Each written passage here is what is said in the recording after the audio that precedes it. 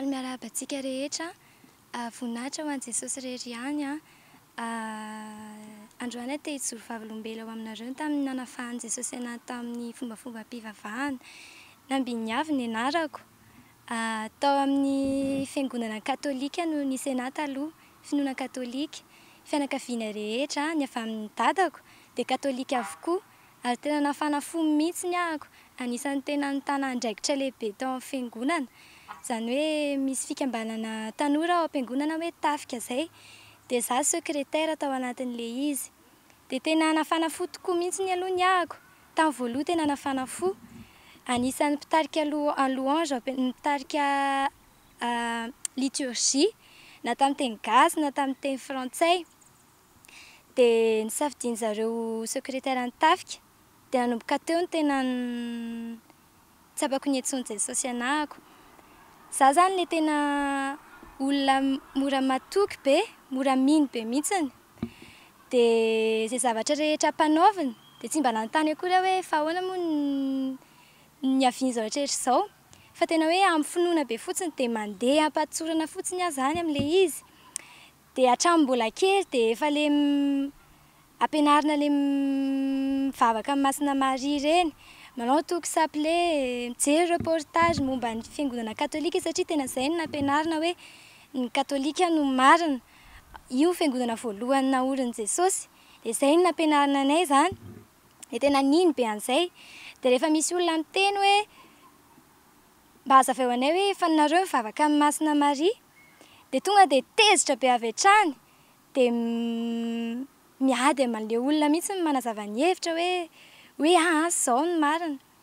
Taty aoriana moa dia nampahafantarin'i Jesosy ihany tamin'izay hoe fanompoan-tsampy ilay izy. Betsaka ny fanompoan-tsampy natao. Anisan'izany ilay mandray an'ilay faty eny amin'ny aéroport ireny, ilay hoe Masimbavy Terezy. Anisan'ny tena nakamy ireny mihitsiny. Misy ravina raozy, dia ilay ravina raozy iny no alaina fa hoe mahasitrana ireny zavatra ireny izany. Rano voasina hoe manamasina. Mivavaka amina olo-tsambatra mba hoe ho hatsangana olo-masina izy. Dia hoe mangataka vavaka aminazy dia tena mivavaka amin'ilay olona mihitsy izany. Makeny amin'ny fasanany, makeny amin'ilay fasana ireny ny tsapan'ny tambohany izany mba hoe hitondranam-bavaka dia mahazo fanasitranana. Tao anatin'izany rehetra izany nefany tsy nahita an'i Jesosy tao anatin'ilay izy fa ny fahotana fiainana mitovy foana. Ny hiran'izao tontolo izao mbola hiraina foana. Fahotana, ny laingalainga, ny fielonana ny hafa, ny fifosafosana mbola eo daholo foana. Mandeha makany am-piangonana isan-kalahady, vita mivavaka alahady dia ny fiainana mitohy foana, tsisy fiovana mihitsy. Tsy nampahafantarina mihitsy hoe iza marina kely Jesosy, fa tena fombafomba zavatra efa milamina izany no atao fa tsisy hoe aim-panahy mihitsy ny azo ao am-piangonana. Dia nanomboka tena ohatran'ny hoe tsy à l'aise intsony izany, ohatran'ny hoe tsy mahazo aina intsony. Dia nanomboka nangetaheta fahamarinana amin'izay. Dia nanomboka natsiarina vesatra be mihitsy amin'ilay adidy ao am-piangonana izany. Lasa nisy ady mihitsy tamin'izay hoe ohatran'ny hoe forsena be izany ianao hanao zavatra, tsy misy fahalalahana mihitsiny. Nefa hoe ao amin'i Jesosy izany tena hoe liberté. Dia nanontany tamin'i Jesosy tamin'izay fotoana izay hoe ampahafantarana ahy ny marina, ampahafantarana ahy ny marina. Fa tena mila mahafantatra an'izay marina izay satria mahatsiaro voageja ao anatin'ilay fomba fivavahana rehetrarehetra. Tsy nisy na ampahafantatra hoe inona marina izany fiangonana izany. Fa ny tenenina anay dia hoe io trano be io tsy mahazo manitsaka ery amin'ny hôtely ery fa masina ny eo. Izany no ampahafantarina anay. Kanefa ny tenin'i Jesosy dia tsy izany. Fa ny fiangonana dia izaho sy ianao. Izaho ny tempolon'ny fanahy masina, ianao ny tempolon'ny fanahy masina. Fa Andriamanitra tsy mitoetra anaty tempolo natao tanana. Fa ny zavatra ampianarina dia hoe izay foana. Ato ny tompo, trano masina ity, dia lasa fanompoan-tsampy ilay izy. Dia tena nampalahelo be mihitsiny. Dia nanomboka teo dia nisokatra ny masoko. Dia nangataka tamin'i Jesosy tamin'izay. Tao am-piangonana, tao amin'ilay trano fiangonana. Hoy izaho mantsiazy hoe raha tsy marina ho ty fivavahana katolika ty satria za tena tiako ny fiangonana katolika taony na lehibe anahy nianatra tamin'ny sekoly katolika ary tena nafana fo fa nefa nahatsiaro aho hoe tsy en paix tsisy fiadanam-po dia nangataka tamin'i Jesosy aho hoe inona ny marina ampahafantarana omeo famantarana na dia ray fotsiny ary ahafantarako hoe tokony ho ato sa tsy ho ato intsony dia indray alahady izay tsy niaino an'ilay mopera hoe mivavaka ohatry ny isan'andro intsony aho zany fa sady mivavaka tamin'i Jesosy aho no henoko tsara daholo izay zavatra lazain'ilay mopera rehetrarehetra dia tena be dia be ny zavatra tsy naharesy lahatra anahy sady sokafany tompo tsikelikely ny maso dia noho ny vita ny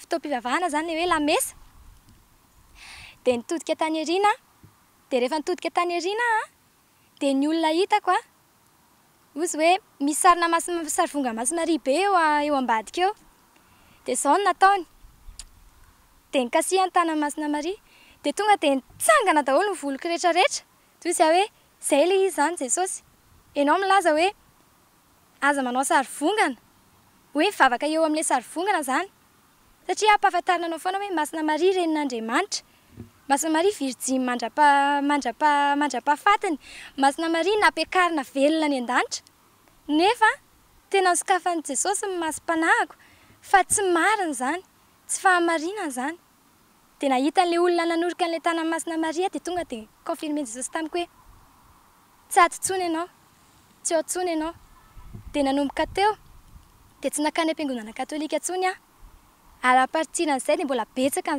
fahamarinana mbola betsaka lavitra nampahafantarin'i Jesosy anahy momba ny fiangonana katolika sy ilay fomba mpivavahana rehetrarehetra nampianarina tao izay tsy mifanaraka amin'ny sitrapon'Andriamanitra dia izay Jesosy irery no nitokana ozy izy hoe mirindrina ao amin'ny hevitra ao mangingina dia nirainao izay ao amin'ny mangingina no hiaino anao dia tao izay Jesosy niresaka rery tao izay dia nampahafantarina zavatra maro be ary nampahafantarina hoe izy manafaka amin'ny fahotana izy manafaka raha ny zanaka no manafaka dia ho afaka tokoa nareo ozy izy raha mitoetra amin'ny teniko nareo dia ho fantatrareo ny marina dia ny marina hanafaka anareo tsy ho andevo vao nanomboka teo dia tsy nahatsiaro ho voageja intsony tsy nahatsiaro ho voageja ny adidy aman'andraikitra intsony tsy misy miteny intsony hoe tsy nakany hoe tsy nanatrika tsy nandeha tamin'ny mesa na ascension na assomption dia manoto ianao dia tsy maintsy mandeha mikofesy any amin'ny mopera ianao raha tsy zany ianao tsy voavela ny helika ao Jesosy irery no mamela ny helika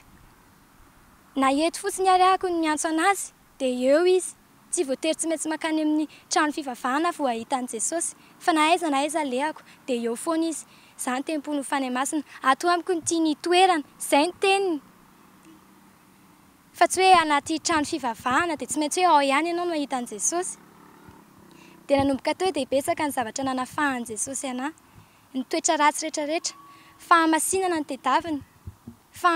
tediavin'i Jesosy mila fo tia anazy izy mila fo tsotra izy hoe tena mangetaheta anazy dia tena izy ny nametraka an'ilay fo tato anatiko dia isaorako be dia be izy fa tena nanova ny fiainako izao vao mahatsiaro tena libre amin'ny fanompona anazy tsy misy hoe tsy maintsy fa tena ao anaty fahafahana tanteraka dia ho anao izay manaraka an'izao vidéo izao témoignage izao Jesosy irery ihany ny tompo sy Andriamanitra izy irery ihany no manafaka anao amin'ny fahotana tsy tonga teto izy mba hidiranao fomba mpivavahana fa tonga teto izy mba hanafaka anao ny amin'izany rehetrarehetra izany ao am-piangonana dia ny lalàna no ampianarina anao tsy maintsy izao fa Jesosy efa nanatanteraka an'izany lalàna rehetrarehetra izany ka rehefa raisinao izy tompo sy mpamonjy ny fiainanao ao am-ponao dia afaka ianao ny amin'izany lalàna rehetrarehetra izany ary miaina araka ny sitrapony amin'ny fahalalahana tanteraka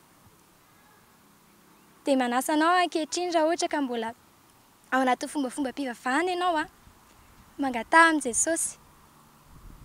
Jesosy fa izy no mametraka ny etaeta ao anatinao ahafahanao mitady azy ary izay mitady azy izay mitady ny mahita ozy izy izay mandondona no voainy izay mitady ny mahita dia mitadiavana azy fa rehefa maharitra ianao mitady azy dia asehony aminao voninahiny dia voninahitra ho an'i Jesosy irery ihany. Alléluia. Amen.